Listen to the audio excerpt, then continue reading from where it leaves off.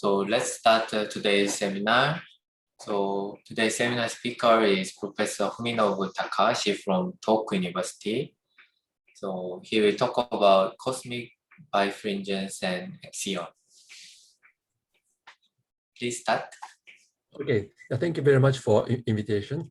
So I'm very happy to give a talk at KIAS. So after this weird situation is over, I'd like to visit KIAS again in the near future. And today I will talk about this cosmic birefringence, and this is a bit, I think, interesting. And so I'd like to tell you why this is interesting and how it can be explained in terms of the axion. And this talk is based on the two works. One is with Wen, and the other is with my graduate students Shota Nakagawa and Masaki Yamada. So Masaki and Wen are assistant professors at Tohoku University. Okay, Shota is my graduate student. Okay, so let me begin with introduction.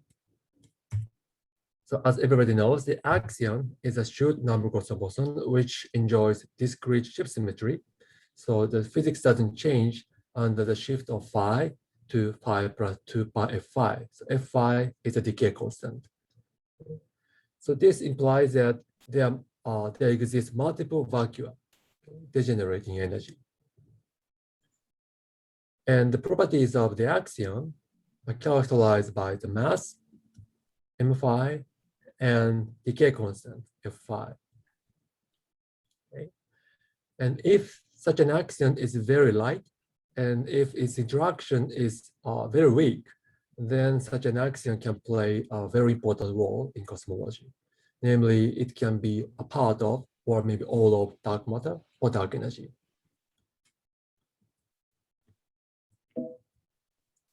And the axion can have various couplings to standard model particles. And one of them is axion coupling to photons. So phi, f dual. Alpha is fine structure constant here. C gamma is a numerical coefficient, which is determined by the number or a charge of these fermions running in the loop, okay, shown here. And it is usually expressed in terms of axion-photon coupling G phi gamma, like this. G phi gamma is equal to C gamma alpha over pi f phi. Okay. So it has mass dimension -1. And the C gamma is a model dependent parameter. So it can be very different from 1 if you consider a very contrived setup, but the most natural value of C gamma is about a unity. And such an axion coupled to photon is often called as axion-like particle or ALP. And the axion can have other interactions, for instance, coupling to electrons or nucleons. But in this talk, I will focus on the axion coupling to photons. And this figure shows the current bound on the axion-photon coupling. So this vertical axis axion-photon coupling in the unit of GV inverse. And x-axis is axion mass, ranging from 10 to minus 12 eV up to 10 MeV. And these shaded regions are excluded already by various observations or experiments. And some of the bounds assume that axion makes up 100% of dark matter.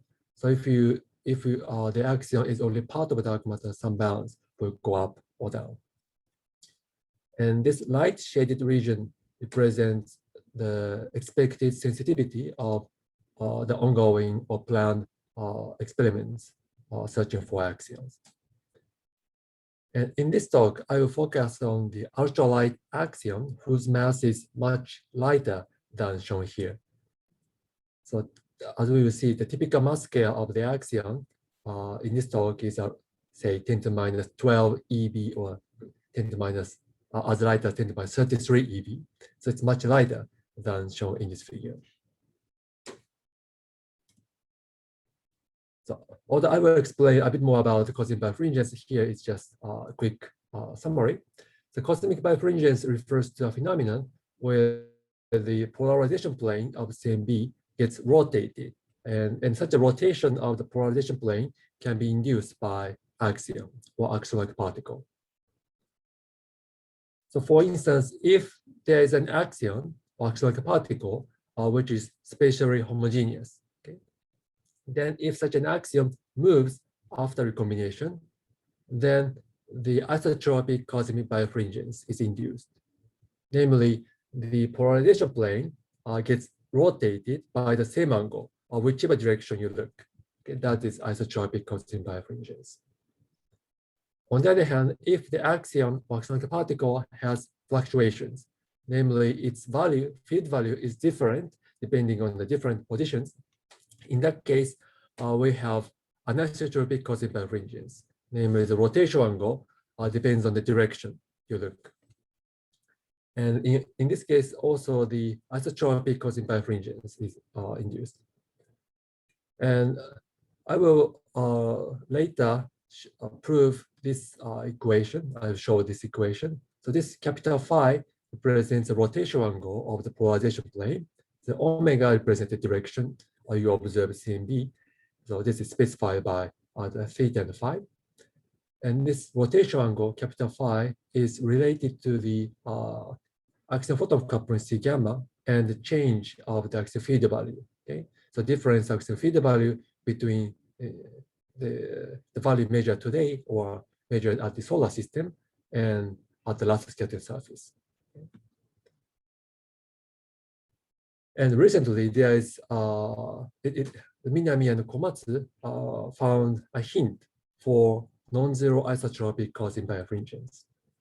Namely, this beta is the average rotation angle over the entire direction, so solid angle omega. This beta is found to be 0.35 plus minus 0.14 degree. So the non-zero value of isotropic cosmic birefringence was suggested with the statistical significance 2 point something sigma, so 99.2% confidence level. So it is not very significant, but this value is actually very interesting, as we will see later. And such an isotropic cosmic birefringence can be most easily explained in terms of spatially homogeneous ultralight axion, whose mass is in the range of 10 to minus 33 eV and 10 to minus 28 eV.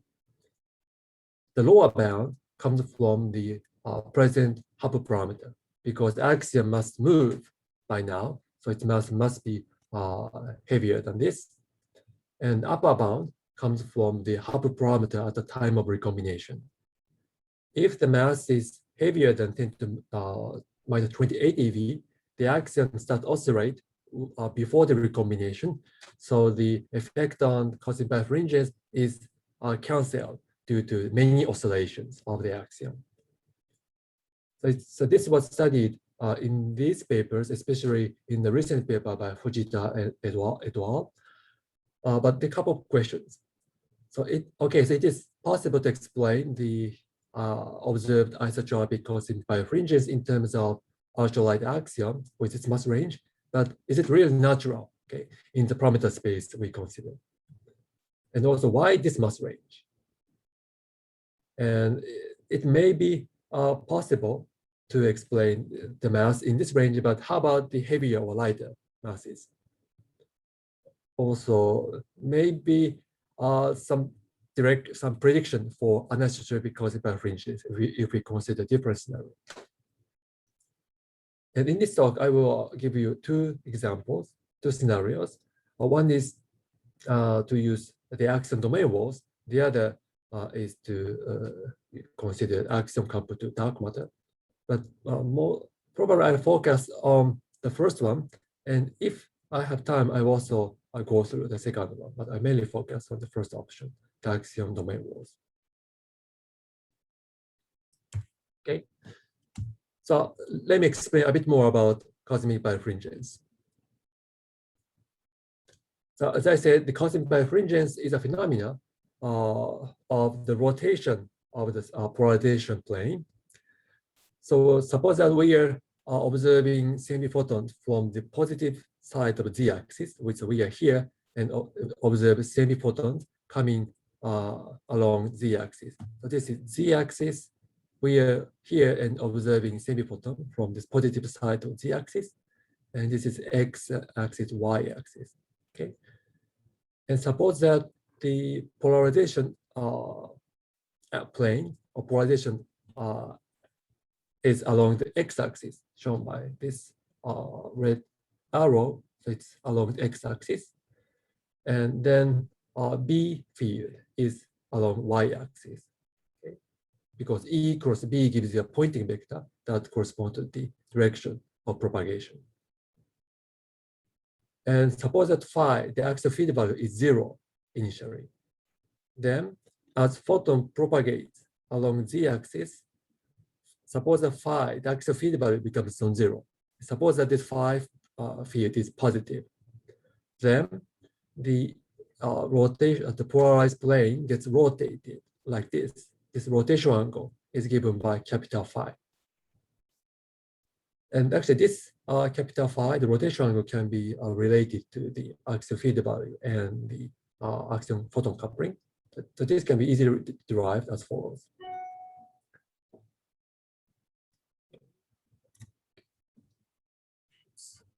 So this is a Lagrangian we consider. In addition to the ordinary coordinate term, we have axion-photon coupling. And in terms of electric field and magnetic field, we have E square minus B square correspond to the coordinate term, and phi E dot B. So phi mixes E and B. Okay. So originally, or initially, phi is 0. So there is no mixing on this plane. But as photon propagates, phi becomes non-zero. So that this E and B gets mixed due to the non-zero value of phi. But this mixing can be removed by taking some combination and E and B like this. So E plus some mixing angle times B, and similarly for B minus mixing angle times E. The mixing angle is given by G phi gamma times phi over 2. So this combination can be interpreted as electric field when phi equal to 0.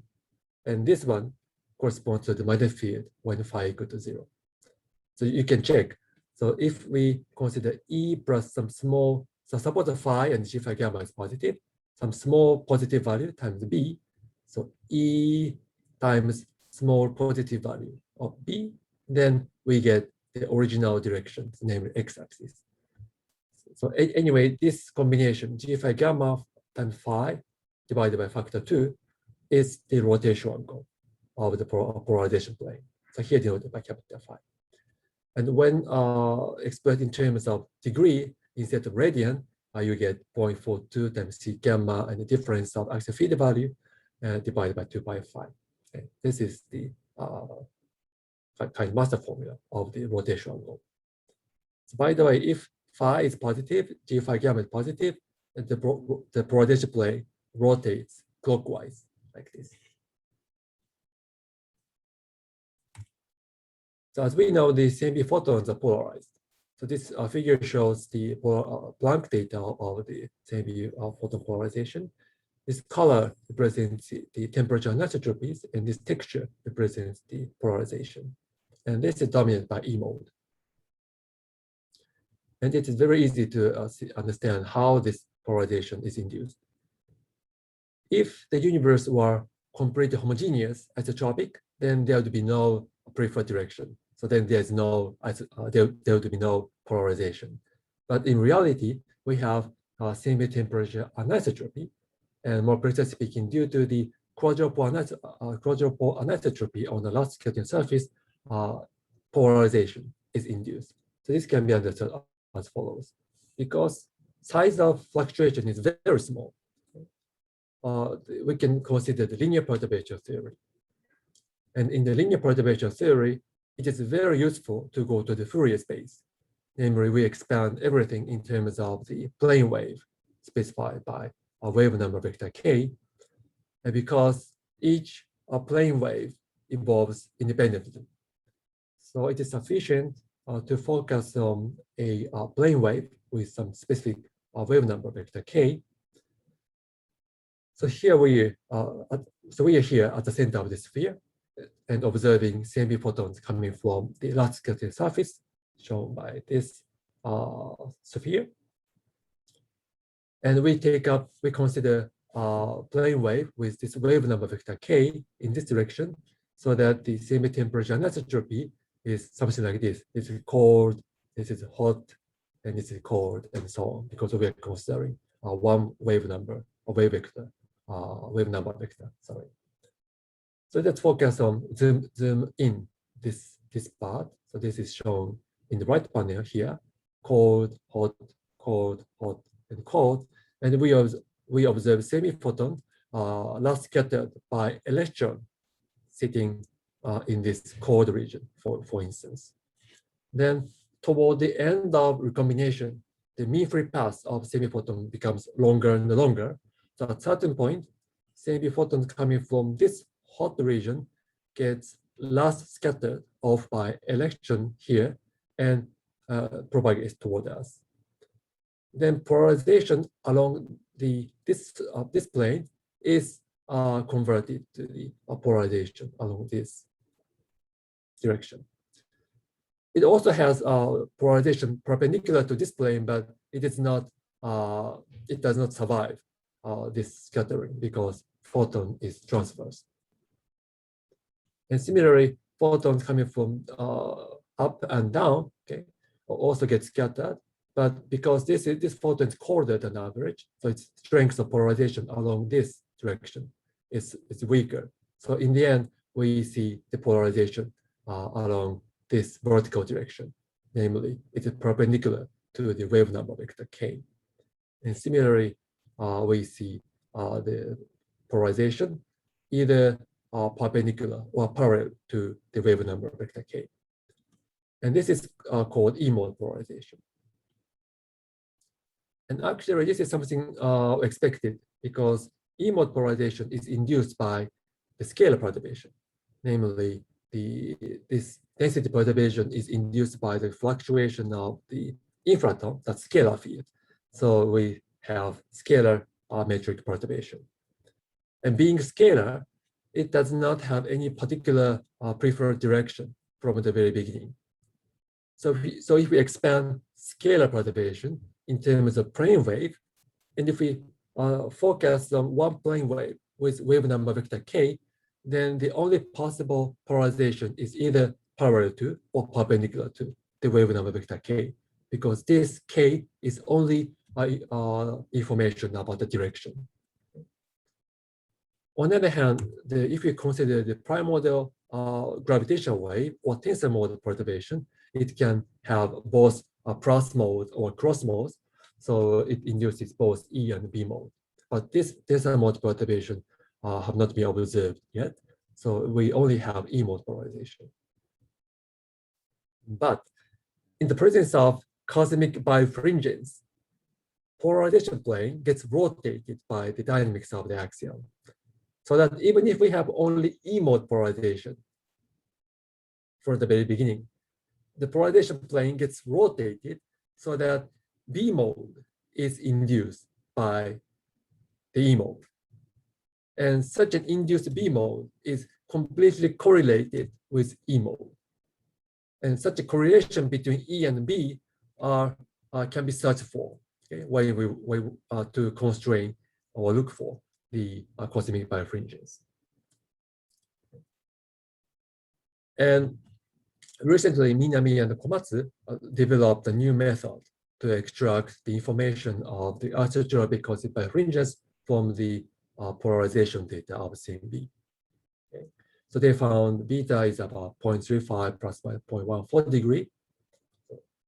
And actually, it was considered difficult to extract such information from data because it's difficult to distinguish cosmic birefringence, here denoted by beta, from the miscalibration of the detector orientation, here denoted by alpha. Of course, alpha is measured, was calibrated on the ground for instance, before the launch in the case of Planck, but this systematic uncertainty of this miscalibration of the orientation is about 0.28 degree for the Planck. And because if we cannot distinguish these two, okay, then what we can measure is only the sum of miscalibration angle and the cosine birefringence. So this alpha plus beta was reported by many experiments so far. But what Minami and Komatsu did is that actually cosmic, you can distinguish these two contributions by noting that cosmic birefringence is included only in CMB, not in galactic foreground. This is because the polarization plane gets rotated when semiphoton propagates from the Lassiter surface to us. Okay, but the galactic foreground, this comes from our local galaxy, so it doesn't change. Polarization angle doesn't change. So, and this CMB and galactic foreground have different dependence on frequencies. So by using this fact, they can distinguish these two contributions, and in effect, they reduce this uncertainty of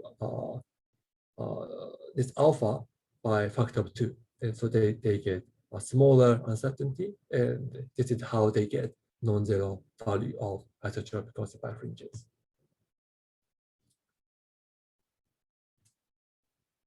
So how about the anisotropic cosine birefringence?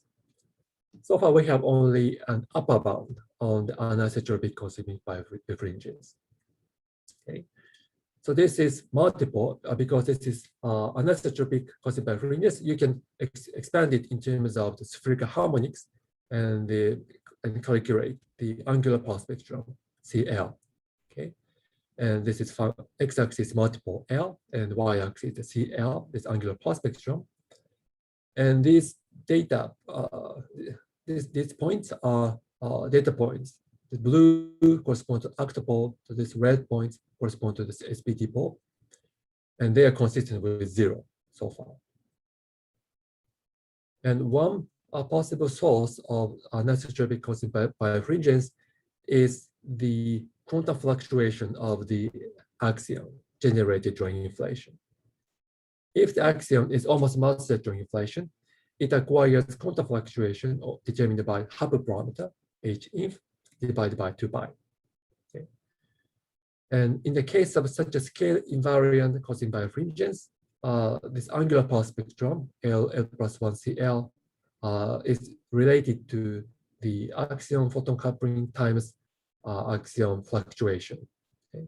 And in this case, we have this kind of spectrum. Okay, this black solid line corresponds to the scale invariant anisotropic cosine birefringence generated in such a case, and we have an upper bound 0.18 degree. Sorry,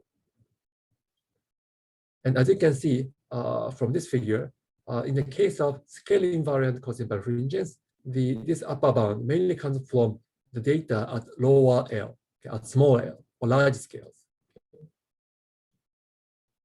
And in the future, this limit will be improved by a factor of 30 or so.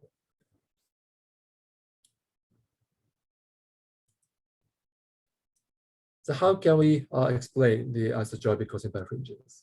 So as I said, such an rotation of polarization plane can be induced by the axion dynamics. And this rotation angle is related to the axion-photon coupling C gamma and the axial field value, change of the axial field value, phi, like this. So in order to explain this value, 0.35 degree, in terms of the axion, it means that the axion field value must have changed by a factor of pi times f5, if C gamma is over the unity. And the axion should move by this amount after recombination to explain cosmic birefringence. Okay. And one can explain the hint for cosmic birefringence in terms of spatial homogeneous axion-like particle. So in the next section, I will explain the axion domain walls, the case of axion domain walls. But here, let me explain briefly the study by Fujita et al. So they considered spatially homogeneous ultralight axion, okay, and they considered this cosine type potential. So M is axion mass, F is decay constant. In this figure, they set the axion decay constant to be the Planck mass. This is axion mass and axion photon coupling. And in their setup, how many parameters do they have? Actually, they have 4 free parameters. One is the axion mass, M. The other is axion decay constant, F. Although in this figure, they said it will be Planck mass, but this is free parameter in the setup. And also, they also vary the axion photon coupling, G, or it is equivalent to varying the axion, the numerical coefficient, C gamma. And the other is the axion initial misalignment angle or initial amplitude. That is also related to the axion abundance. So they have 4 free parameters. And actually in the 4-dimensional parameter space, actually they have 3-dimensional hypersurface where you can explain the hint for isotropic cosine birefringence. And that appears in this line once you fix one of them, in this case, the decay constant. And for instance, if they further assume the initial oscillation amplitude to be 10 to minus 3, okay, then you can explain the hint for isotropic cosine birefringence on this blue line. Alternatively, if you take the the maximum allowed for the axion abundance, omega phi, then you can explain the hint for isotropic cosine birefringence on this green line. Okay. Anyway, the interesting mass range is between 10 to minus 38 eV up to 10 to minus 28 or 10 to minus 27 eV. Okay. Okay, is there any questions so far? From the next section, I will go to my scenario about the axion domain walls.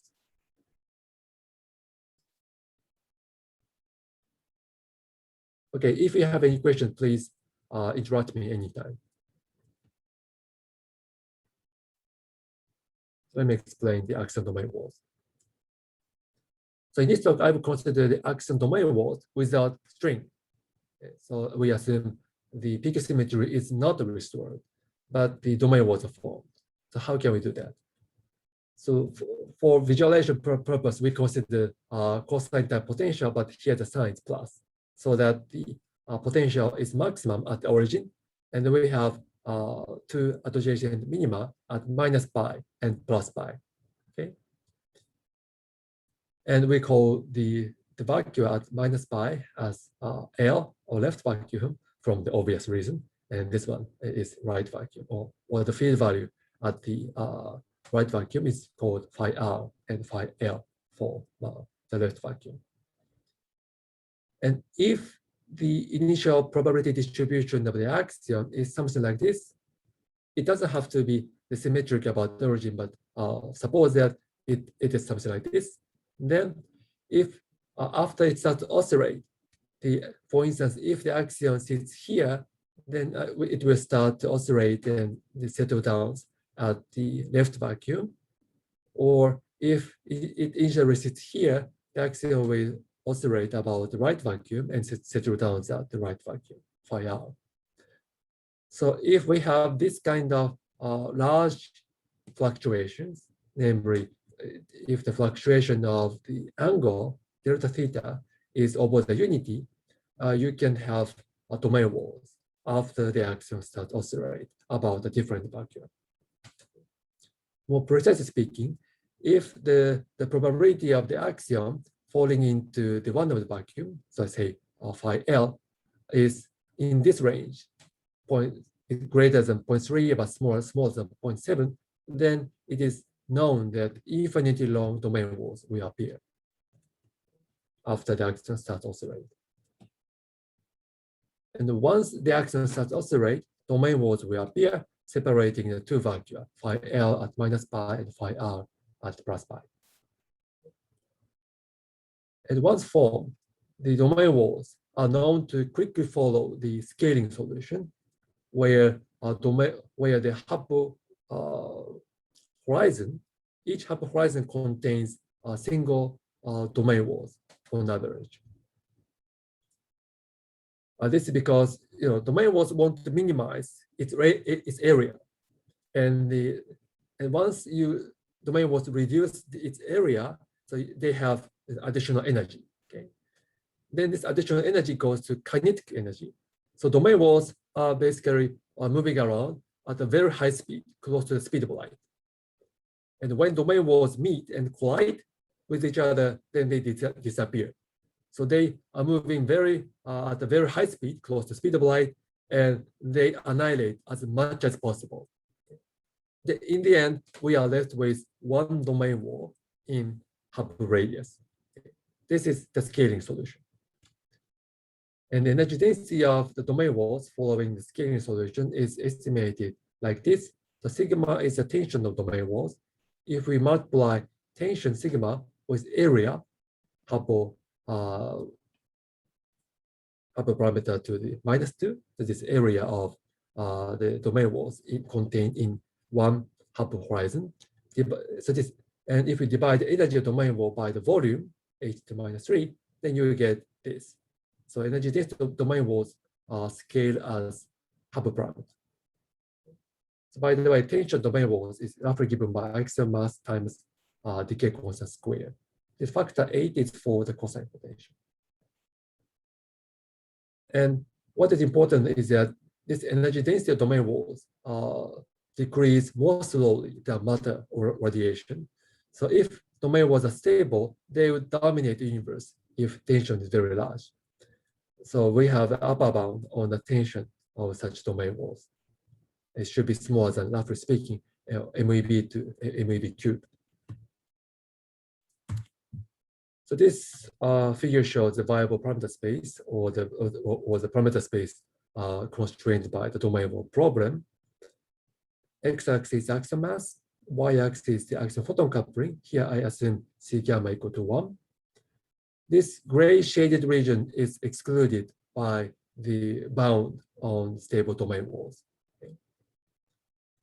And this white region is allowed, and this shaded region is excluded by observation of supernova or the radio galaxy MH7. In the future, this bound can be improved by a factor of several tens. Anyway, this white region is allowed and viable parameter space. And as we will see, the rotation angle of the polarization plane is same over this entire parameter space in this white region, as we will see. So this should be contrasted to the scenario using the spatial homogeneous axiom. In that case, you have to have some parameter. Okay? You have in the 4-dimensional parameter space, without explaining the data, you have to be on the particular 3-dimensional hypersurface. Okay? But instead, here the prediction is same, universal over the entire parameter space, as we will see. So let me explain what kind of cosmic birefringence can be observed in the case of axion domain walls. So we measure the rotational angle of the same polarization. Suppose that we are in the right vacuum, phi r. Okay? So this is large scattering surface. Suppose that we have domain wall here, and in the this lower region, they suppose that axion is in the same vacuum. So it's in the phi r, so in the right vacuum.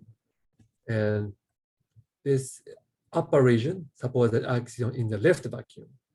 So it's in the other vacuum, different vacuum.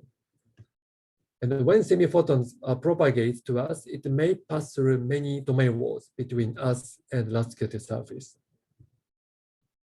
But what is important is the difference of the axial field value measured at the solar system and at the large scattering surface. Okay. It doesn't matter how many domain walls it passes. What is important is only the difference of axial field value here and on the large scattering surface. Okay. So if we observe semiphotons coming from this region, namely where the axion lives in the same vacuum as ours, then delta phi is 0 because both phi are in the right vacuum, then the polarization plane doesn't rotate at all. On the other hand, if we observe semiphotons coming from this region where the axion lives in the other vacuum, then we observe the rotation angle phi given by 0.42 times C gamma degree. Okay. This is because if you remember this formula, rotation angle is related to C gamma and the difference of axial field value. Because domain walls connects the different vacuum separated by 2 pi phi. The numerator is 2 pi phi. So this parenthesis, okay, is equal to unity. So phi, the rotation angle, depends only on C gamma, axion-photon coupling. That is over the unity in the usual setup. Okay. And such domains exist on the elastic scattering surface, and the number is roughly given by the number of the Hubble horizon if the domain wall network satisfies the scaling solution. And their number is over the several thousand or over the 10,000. And depending on which vacuum the axion lives on each domain, the rotation angle is either 0 or some angle. Okay. So it's really like this. So 0, 1, 0, 1, 0, 1. So it contains the information with a typical size of about a kilobyte. Okay. So we call such a peculiar configuration of our cosmic birefringence as the KiloByte cosmic birefringence, here denoted by KBCB. It should look like this. This is not the based on numerical simulation, but this is just a mock sample. But it should look like this. So let me calculate the rotation angle a bit more precisely. So how about isotropic birefringence? Okay. So beta is defined by this equation. We take just the average of the rotation angle phi over the entire solid angle. Okay. And depending, so half of the semiphoton is not rotated at all. And the other half is rotated by 0.42 C gamma degree. So if we take average, we have 0.21 C gamma degree. Okay, that's the prediction of this our KBCB scenario. And as you can see, it depends only on C gamma. It doesn't depend on M phi or F phi. So this prediction is valid or universal over the entire viable parameter space here. Okay. So you can explain the observed data naturally for C gamma over the unity in this case, over this parameter space. So how about the anisotropic cosmic birefringence? So to calculate the path spectrum, let us first define the fluctuation of the rotation angle, which is obtained by subtracting this isotropic part, so that this delta phi purely represents fluctuations. It takes either plus beta or minus beta. And we expand this fluctuation in terms of spherical harmonics YLM. Then ALM is a coefficient. And angular path spectrum, CL, is defined by this equation in terms of this expansion coefficient, ALM, and it is also connected to the delta phi, like this. Okay, PL is the Legendre polynomial. And now we can calculate the integration of delta phi squared. Delta phi takes either plus beta or minus beta. So if you square it, you get a beta squared here. And if you integrate over solid angle, you get 4 pi times beta squared. And also, if you substitute the this formula, delta phi omega, or this expansion, you also get the equation in the middle. Okay, it can be related to the angular path spectrum, CL. And actually, this CL, or more precisely, L times L plus 1 CL, this angular path spectrum is expected to be peaked at the characteristic scale, which is nothing but the Hubble horizon at the time of recombination. And that corresponds to the multiple L equal to 100. Okay. And assuming that this is peaked like at the some L, and this radius of the peak is broad, we can put an upper bound on this combination, because the sum over all L or possible L gives you this constant value 4 pi beta squared, and we estimate the contribution around the peak, then it should be bounded by this 4 pi beta squared. And as a result, it should be below 0.1 degree squared or something like that. Okay. Actually, you can estimate this anisotropic birefringence more precisely by adapting a model of the domain wall network. So the domain walls are randomly oriented, and their typical distance is given by the Hubble radius. And we denote the average distance between domain walls by this RDW. And if you take the inverse, then you get the domain wall density. So we denote it by DDW. Then for scaling solution, this DDW is over the Hubble parameter. And here we denote the numerical coefficient by kappa. It should be over the 1. And we can estimate the probability of being in the same vacuum at the point separated by delta x. So this is just given by the Poisson distribution, and you can estimate it in a straightforward way. So by splitting this delta x into the n cells, many cells, and in order to be in the same vacuum, the number of domain walls between 2 points must be an even number. Okay. So it is here denoted by 2 times m. M is an integer. And then in each cell, the probability that the domain wall does not exist is given by 1 minus d delta x. And the probability that domain wall exists in this small cell is given by density times delta x. And there are various combinations. So as a result, by taking the large limit of the number of cells and the radius of each cell, then it approaches to this distribution. So if delta x is very small, it's almost 1. And if delta x is very large compared to typical distance between domain walls, then it approaches to 1/2 as expected. By using this probability distribution, you can estimate the 2-point correlation function separated by some distance on the elastic scattering surface, like this. And if we substitute this result into the definition of the angular power spectrum, you can estimate angular power spectrum, CL. And as a result, we obtain this. So this angular power spectrum, as expected, peaked around L equal 100, but it depends on this numerical factor, kappa. If kappa is large, we have more domain walls in the Hubble horizon, so it's peaked at small scales, okay, or a larger value of L. So this is the same figure, but the y-axis is not L plus 1 CL, but here we brought only CL to compare it with the data. So this is a data point I showed before. So this is blue is octopole, red is SPT pole. And this is prediction. Okay.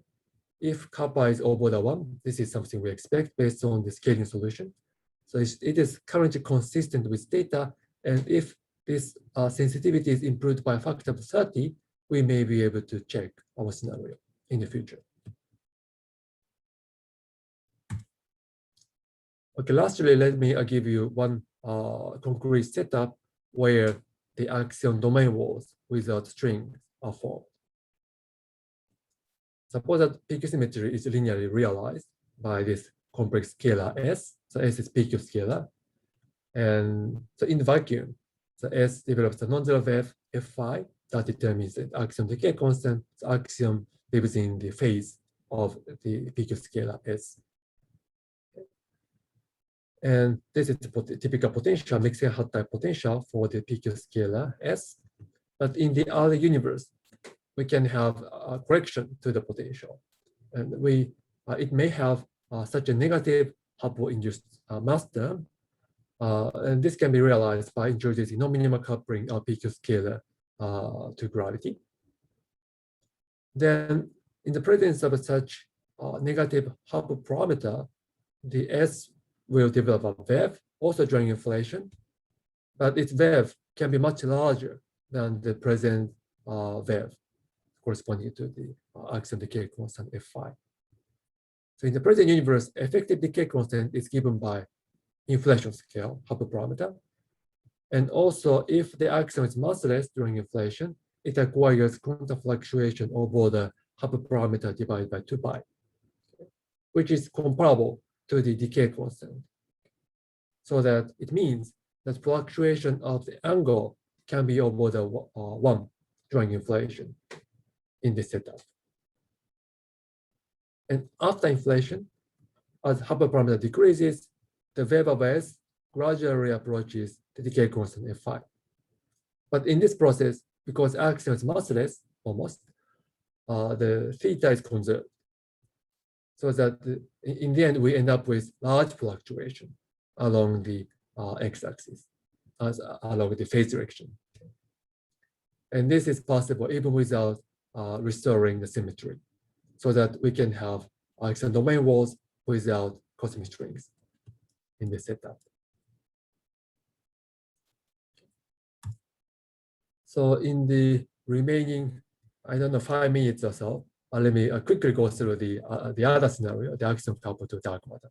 So by the way, if you Google dark matter and beer, somehow you will find many beer with name dark matter. I don't know why, but anyway, axion may be coupled to dark matter. So the question here I just asked is why the axion moves in a particular timing, namely between the present and recombination. Okay, or in other words, why the axion has mass between 10 to the minus 33 eV and 10 to the minus 29 eV. So this is something like a mild coincidence problem. It's similar to the why now problem. Okay. It may be possible if there are many axions coupled to photons. Some of them have masses in this particular range, but we don't know if it is natural or not. And here we propose a scenario where the axion is coupled to dark matter. Okay, then the axion may have a effective potential that depends on dark matter density.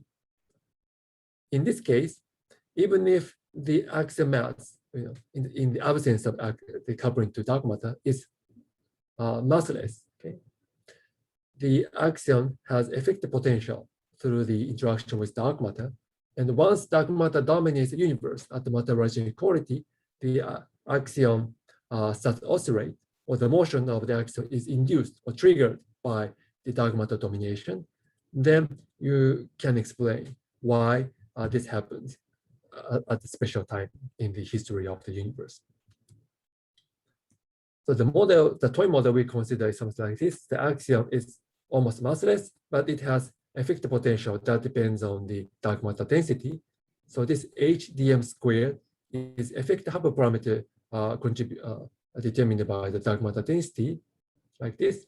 CH is a numerical coefficient. So we consider this kind of potential, okay, just mass term for the axion. And this mass depends on the dark matter density. And actually, such an effective potential can be really induced if the axion is coupled to hidden monopole through the Witten effect. And in that case, this coefficient CH is related to the dark matter density or density of monopoles and the hidden gauge coupling. But anyway, we parameterize the effective potential by this simple potential.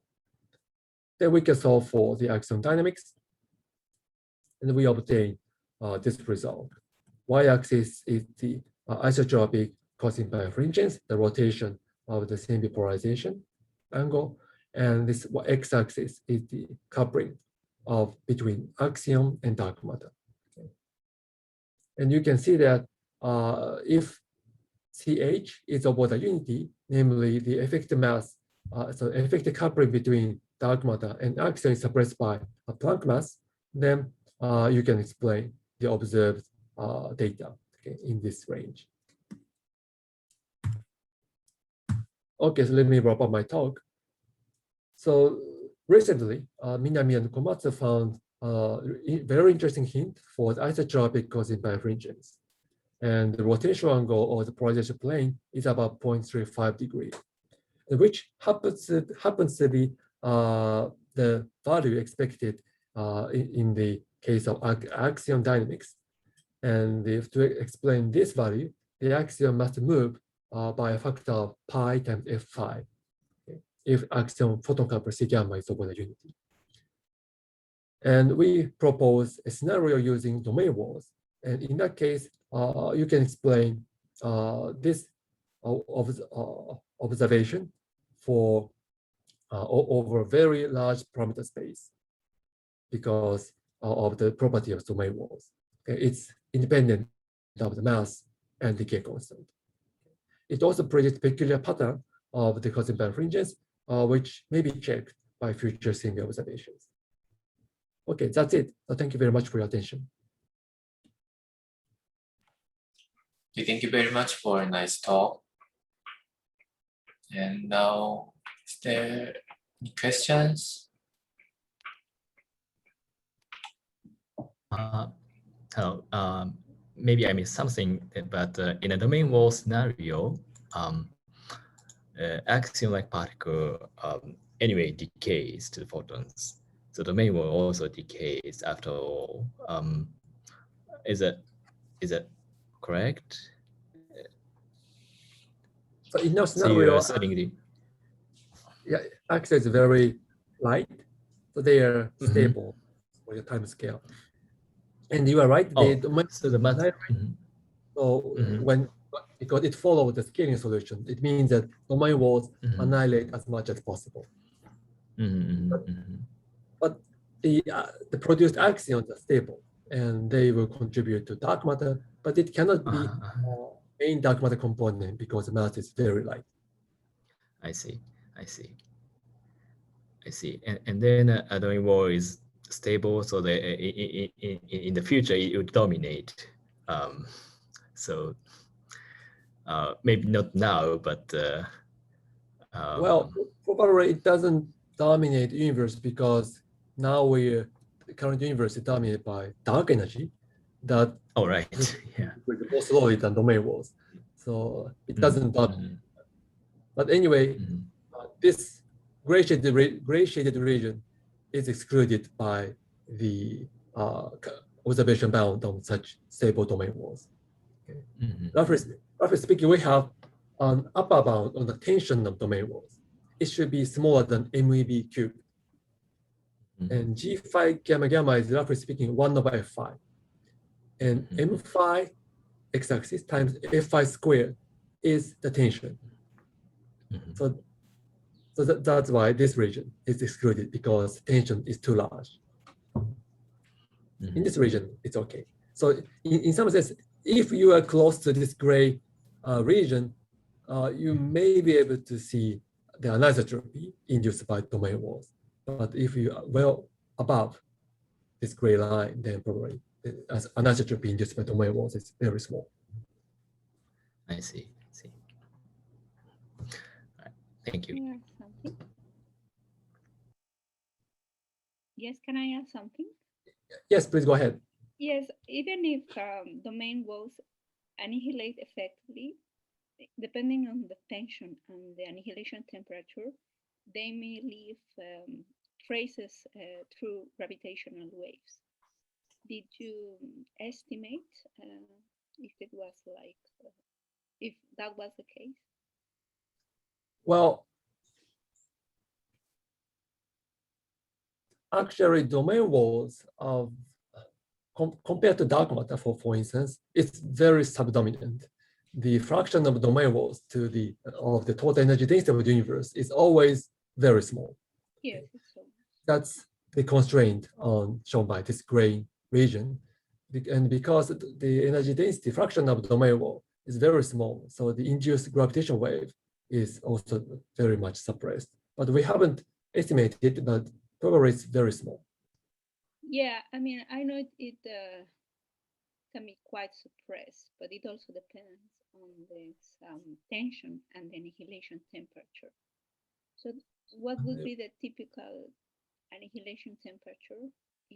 So what do you mean by annihilation temperature? Here, the domain was stable, so they exist even now. Yes, but you say they are effectively annihilating each other rapidly. Yeah, so they annihilate, and this domain was disappear, and instead of domain was we have the axions. Okay. So, but at which scale does that happen then? The conversion from domain walls to axion? It happens all the time after the formation of domain walls. Mm-hmm. So domain walls always annihilate as much as possible, and that is a scaling solution. Mm-hmm. This energy of domain walls goes to either kinetic energy of domain walls or to the axion oscillations. Some axion particles are produced from this collision or annihilation domain walls.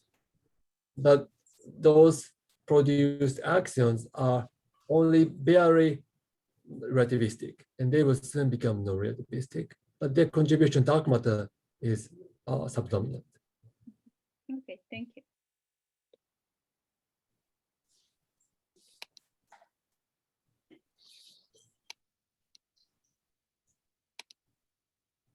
Okay, any other questions or comment?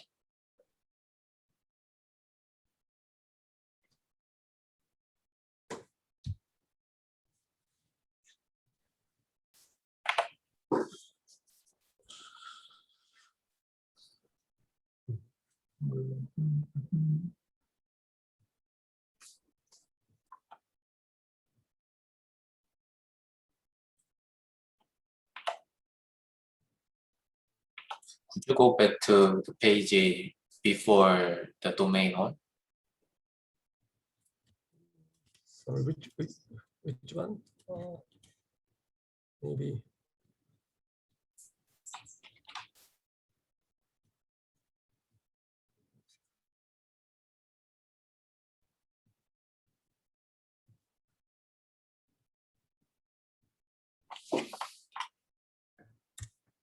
So which page?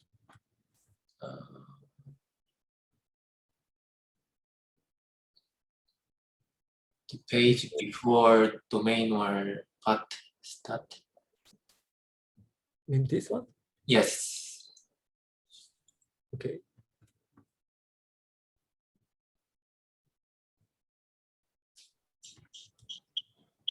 What is this spiking part in the plot?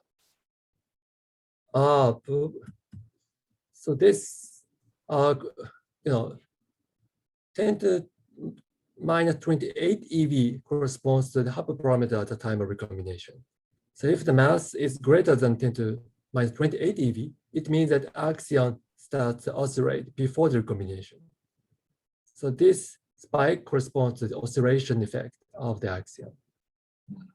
So as you go to heavier axion masses, axions experience many oscillations. And that basically washes out the effect on cosmic birefringence. This is because the last scattering has finite width. Last scattering surface is not real surface, but has a width, and the width is about 10% of Hubble radius at the time.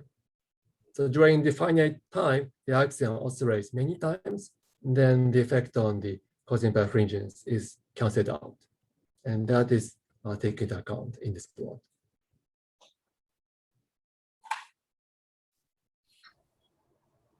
Yeah, by the way, if you go to lighter mass region, so this 10 to minus 33 corresponds to the present Hubble parameter. So if you consider even light axion mass, it means axion doesn't move much. So in order to compensate of the slow motion of the axion, you have to increase the axion-photon coupling to explain the data. That's why the axion-photon coupling must increase if we go to lighter masses.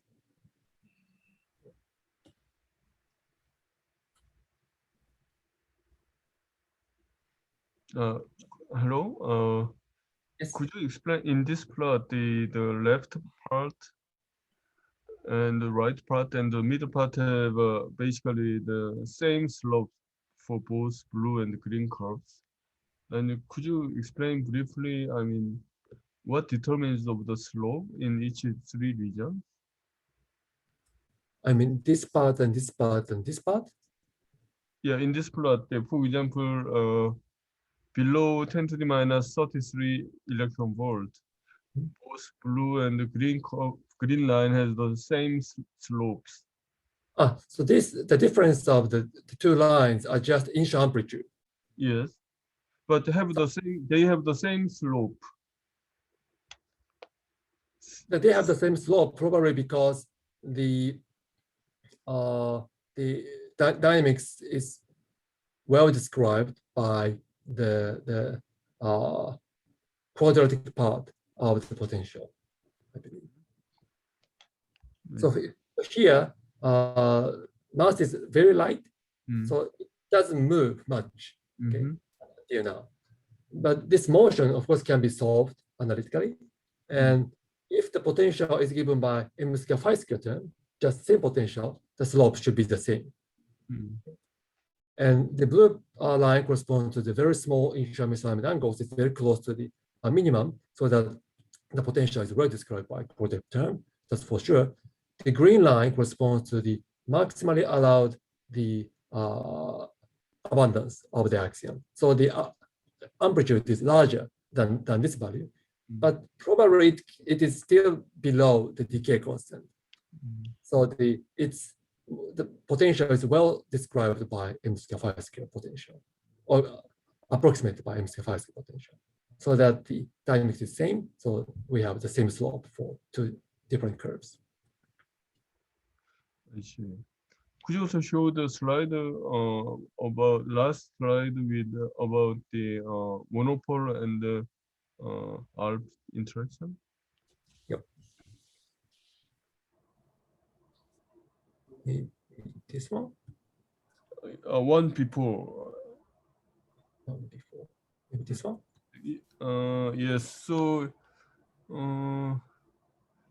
you expect roughly rho monopole is about rho dark matter, and F5 is around 10 to the 15.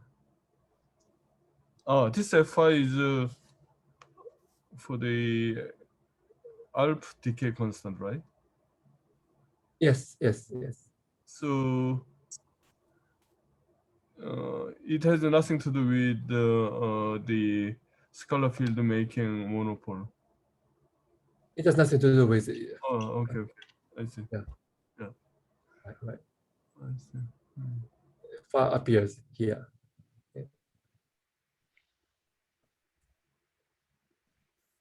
Okay, thank you. Thank you.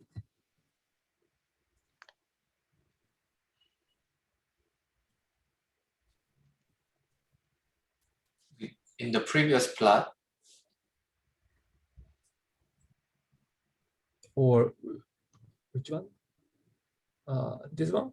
no, that I asked. Okay. Wait a second. I go back to that slide.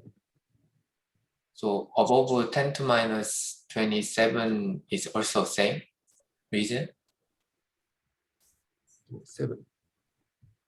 So here the axion oscillates many times, then it washes out the effect on cosmic birefringes. Here the slope changes again, and if I remember correctly, this is due to the effect of local fluctuation, because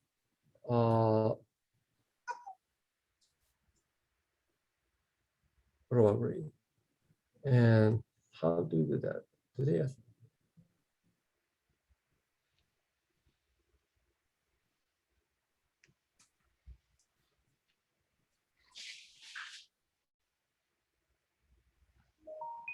sorry, I need to go back to their paper. So this is not my work.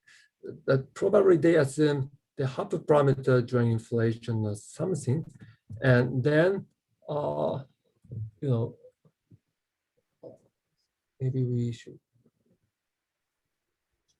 maybe here. So this is formula, this is master formula in some sense. This is the rotation angle of the single photon coming from the direction omega, okay? And the point is that we have two contributions, okay?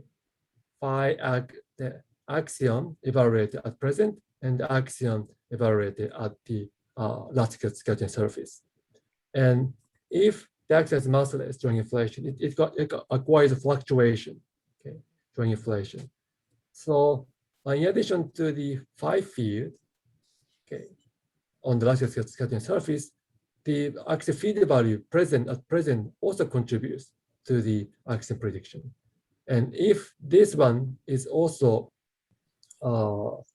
has some fluctuation, the local value, that can contribute to this one probably, because it's still oscillating, okay, with finite amplitude, and its contribution probably gives this slope.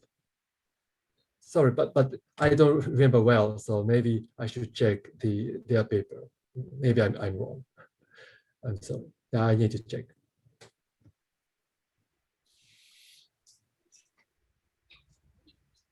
Okay, any other questions or comment?